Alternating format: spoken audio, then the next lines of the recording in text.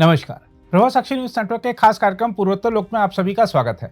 लोकसभा चुनाव से पहले कांग्रेस ने असम में बड़ा वादा करते हुए कहा है कि यदि वह सत्ता में आई तो सीएए को रद्द कर देगी। इसके अलावा असम सरकार ने कहा है कि वह लोकसभा चुनाव के बाद राहुल गांधी को समन भेजेगी। उधर मणिपुर विधानसभा ने सक्षम प्राधिकार की मंजूरी के बिना स्थानों का नाम परिवर्तित करने को दंडनीय अपराध बना दिया है। वहीं त्रिपुरा में टिपरा मोथा ने कहा है कि वह ग्रेटर टिपरा लैंड की मांग नहीं छोड़ेगी। दूसरी ओर नागालैंड में 20 सालों बाद स्थानीय निकाय चुनाव की तैयारी चल रही है। इसके अलावा अरुणाचल प्रदेश में लोकसभा और विधानसभा चुनाव से पहले आया राम गया राम की राजनीति जोर पकड़ रही है। इसके अलावा भी पूर्वोत्तर भारत से कई प्रमुख समाचार रहे। आइए सब पर डालते हैं एक नज़र और सबसे पहले बात करते हैं असम की। असम से आए समाचारों की बात करें तो आपको बता दें कि कांग्रेस के वरिष्ठ नेता पवन खेड़ा ने बुधवार को कहा कि अगर लोकसभा चुनाव के बाद पार्टी सत्ता में आती है तो वह संशोधित नागरिकता अधिनियम 2019 यानी सीएए को रद्द कर देगी। उन्होंने प्रधानमंत्री नरेंद्र मोदी के मणिपुर का दौरा नहीं करने पर भी तंज कसा। पूर्वोत्तर का यह राज्य पिछले साल मई से ही जातीय हिंसा से जूझ रहा है। पवन खेड़ा ने गुवाहाटी में आयोजित संवाददाता सम्मेलन में कहा कि असम में बाहर से आने वाले लोगों के वैध तरीके से रहने की अंतिम तारीख 1971 है, लेकिन सीएए इसे छीन लेगा क्योंकि उसमें अंतिम तारीख 2014 होगी। इसके अलावा असम के मुख्यमंत्री हिमंत बिस्वा शर्मा ने कहा है कि राज्य पुलिस गुवाहाटी में भारत जोड़ो न्याय यात्रा के दौरान हिंसा को लेकर कांग्रेस नेता राहुल गांधी को समन जारी करेगी। शर्मा ने कहा है कि पुलिस लोकसभा चुनाव के बाद नोटिस भेजेगी और राहुल गांधी को पुलिस के समक्ष व्यक्तिगत रूप से उपस्थित होना होगा। उन्होंने एक आधिकारिक समारोह से इतर संवाददाताओं से कहा, जब कोई कानून तोड़ता है तो जाहिर तौर पर समन जारी किया जाएगा। समन राहुल गांधी के पास जाएगा और उन्हें लोकसभा चुनाव के बाद यहाँ खड़ा होना होगा।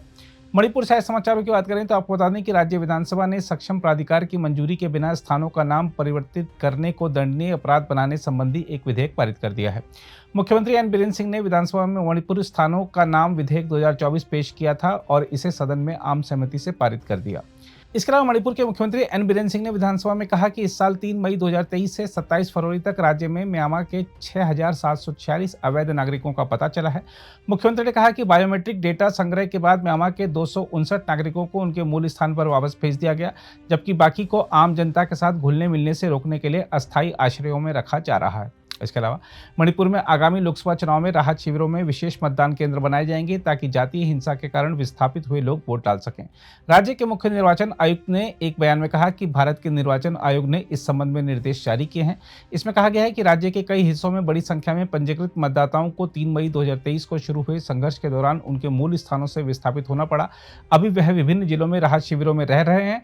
विस्थापित हुए मतदाताओं के नाम अब भी उन स्थानों पर मतदाता सूची में शामिल हैं जहां वे संघर्ष शुरू होने से पहले रहते थे। मिजोरम से आए समाचारों की बात करें तो आपको बता दें कि राज्य के गृह मंत्री के सप्तांगा ने विधानसभा में कहा है कि राज्य सरकार यहां शरण लेने वाले म्यांमार, बांग्लादेश और मणिपुर के 42,000 से अधिक लोगों को राहत जारी रखेगी। एक सवाल का जवाब देते हुए उन्होंने कहा कि म्यांमार और बांग्लादेश से शरण चाहने वालों और मणिपुर से यहां आए लोगों की संख्या बदलती रहती है और दैनिक आधार पर इसकी गणना मुश्किल है।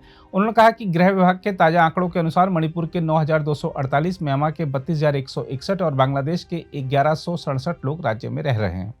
त्रिपुरा से समाचारों की बात करें तो आपको बता दें कि टिपरा मोथा पार्टी के प्रमुख बत्तो देबबर्मा ने कहा है कि वह ग्रेटर टिपरा लैंड की मांग नहीं छोड़ेंगे।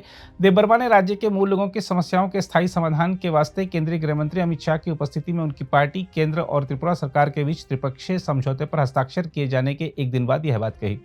उन्होंने कहा, हम ग्रेटर टिपरा लैंड की मांग नहीं छोड़ेंगे, भले ही इसे हासिल करने में समय लगे। बीजेपी ने भी अयोध्या में राम मंदिर की मांग कभी नहीं छोड़ी और आखिरकार कई वर्षों के बाद उन्हें इसमें सफलता मिली। उन्होंने कहा कि इसी तरह टिपरा मोथा भी राज्य के लिए ग्रेटर टिपरा लैंड की मांग करना नहीं छोड़ेगी। इसके अलावा त्रिपुरा विधानसभा ने एक प्रस्ताव पारित कर उत्तर प्रदेश के अयोध्या में बने राम मंदिर में भगवान रामलला की प्राण प्रतिष्ठा के अथक प्रयास के लिए प्रधानमंत्री नरेंद्र मोदी के प्रति आभार जताया है। प्रश्नकाल के बाद बीजेपी विधायक किशोर बर्मन ने प्रस्ताव पढ़ा, जिसमें 22 जनवरी को रामलला की प्राण प्रतिष्ठा कार्यक्रम के लिए प्रधानमंत्री मोदी को धन्यवाद दिया गया। नागालैंड से आए समाचारों की बात करें तो आपको बता दें कि नागालैंड राज्य निर्वाचन आयोग ने 20 वर्ष के अंतराल के बाद शहरी स्थानीय निकाय चुनाव कराने के लिए नगर पालिका और नगर परिषदों की मतदाता सूची में संशोधन शुरू कर दिया है। राज्य निर्वाचन आयुक्त टी जॉन लॉन्ग कुमेर ने अपने कार्यालय में संवाददाता सम्मेलन को संबोधित करते हुए कहा कि मतदाता सूची का मसौदा 8 मार्च को प्रकाशित होगा, जबकि दावे और आपत्तियां दर्ज कराने की अवधि 11 से 20 मार्च तक होगी। उन्होंने बताया कि दावों और आपत्तियों के निस्तारण की अवधि 21 मार्च से 27 मार्च तक निर्धारित की गई है, जबकि संबंधित अपीलीय प्राधिकारियों के समक्ष अपील दायर करने की अवधि 28 मार्च से 3 अप्रैल तक होगी। उन्होंने बताया कि अपीलीय प्राधिकारी 4 से 6 अप्रैल तक दावों और आपत्तियों को निस्तारण करेंगे। एसईसी ने बताया कि अपीलीय प्राधिकारी के निर्णय के बाद संशोधनों की सूची 8 से 10 अप्रैल तक तैयार की जाएगी और मतदाता सूची का अंतिम प्रकाशन 12 अप्रैल को तय किया गया है। हम आपको बता दें कि नागालैंड में आखिरी यूएलबी चुनाव 2004 में हुए थे। इसके अलावा नागालैंड 6 जून 2016 से पहले स्वीकृत पदों पर संविदा या तदर्थ आधार पर नियुक्त राजपत्रित और अराजपत्रित सरकारी कर्मचारियों को नियमित करेगा। राज्य सरकार के एक अधिकारी ने यह जानकारी दी है। अरुणाचल प्रदेश से समाचारों की बात करें तो आपको बता दें कि प्रदेश में विधानसभा चुनाव से पहले कांग्रेस विधायक दल के नेता लोम्बो तायंग सत्तारूढ़ बीजेपी में शामिल हो गए। तायंग के पाला बदलने के साथ वर्ष 2019 में 60 सदस्यीय विधानसभा में 4 सीटें जीतने वाली कांग्रेस के पास अब केवल एक विधायक बचा है, जो पूर्व मुख्यमंत्री नबाम तुकी हैं। पिछले हफ्ते अन्य 2 कांग्रेस विधायक निनोंग एरिंग और वांगलिन लवांग डोंग 2 एनपीपी विधायकों के साथ बीजेपी में शामिल हो गए थे। पूर्वी सियांग जिले के मेबो से 6 बार के विधायक तायंग के साथ तिरप जिले के खोंसा, पश्चिम के निर्दलीय विधायक चकत अबो भी ईटानगर में पार्टी के राज्य मुख्यालय में बीजेपी में शामिल हुए। राज्य में लोकसभा चुनाव के साथ विधानसभा चुनाव भी होते हैं। बीजेपी के प्रदेश अध्यक्ष बियूराम वाघे ने दोनों विधायकों का पार्टी में स्वागत किया। तायंग राज्य की पूर्ववर्ती कांग्रेस सरकार में मंत्री रह चुके हैं। अगर आप भी लेना चाहते हैं देश दुनिया की तमाम जानकारी तो आज ही सब्सक्राइब करें हमारे चैनल को। साथ ही नीचे दिए बेल आइकन को जरूर दबाएं ताकि हर अपडेट आप तक पहुंच सके।